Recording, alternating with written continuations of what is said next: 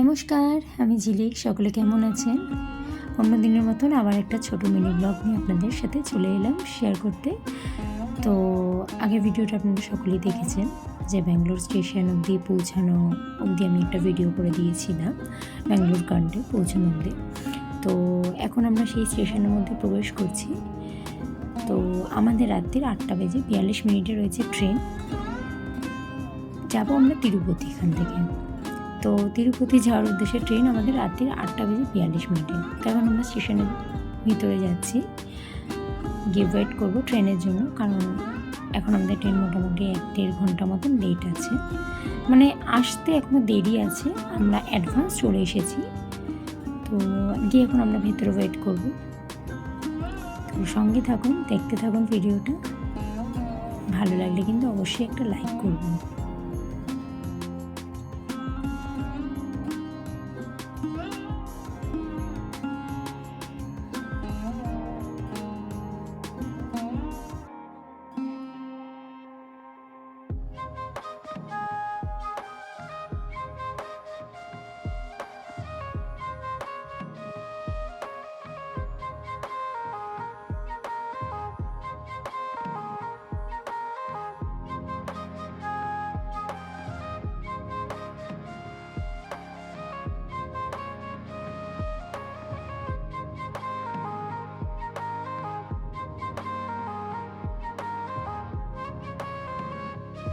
তো ফাইনালি অবশেষে আমরা একটা বসবার জায়গা পেয়েছি স্টেশনে। তো সেখানে আমি লাগেজপত্র এবং মেয়েকে নিয়ে অপেক্ষা করছি, আর হাজব্যান্ড গেছে বাইরে খাবার আনতে। যদিও তিরুপতি যাওয়ার ট্রেনটা সম্পূর্ণটাই নিরামিষ খাবার দাবারই পাওয়া যায়, কিন্তু তবুও যেহেতু রাত্রির 8:42 ট্রেন আছে, আমি বললাম না, বাইরে থেকে স্টেশন থেকে কিছু খেয়ে ওঠাটাই বেটার হবে বলে আমার মনে হয়, কারণ ট্রেনে উঠবার পরে সবাই শোয়ার জন্য ব্যস্ত হয়ে পড়বে।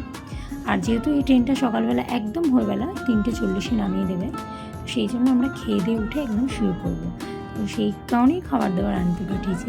যাই হোক, ট্রেন আসার সময় হয়ে গেছে, অনেকক্ষণ ধরেই বসে রয়েছি।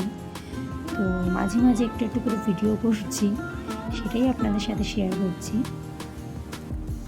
তো মোটামুটি দেখুন স্টেশন আস্তে আস্তে এবার একটু ভিড় হচ্ছে, কারণ এই ট্রেনটাই ধরবার জন্য সবাই আসছে।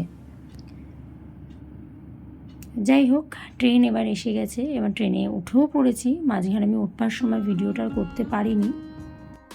তার ট্রেনটি এখন তিরুপতি যাওয়ার উদ্দেশ্যে ছেড়ে দিয়েছে ব্যাঙ্গালোর কান্ট স্টেশন থেকে।